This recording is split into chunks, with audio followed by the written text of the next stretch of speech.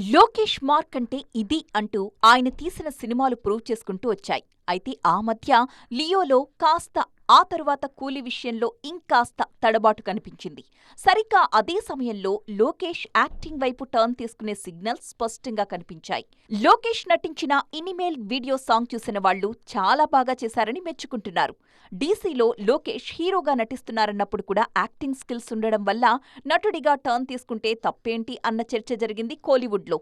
కానీ కేరళ తీరంలో మాత్రం లోకేష్ తీసుకున్న ఈ టర్న్ కరెక్టు కాదనే వాదనలే ఇప్పటికీ వినిపిస్తున్నాయి.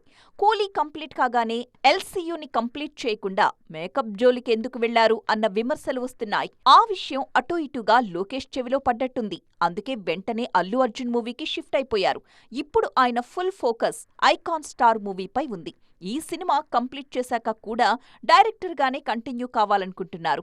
ఈ మధ్య ఆయన మాటల్లో ఫ్యూచర్లో డైరెక్షన్ చేయాలనుకుంటున్న లైనప్పే కనిపించింది.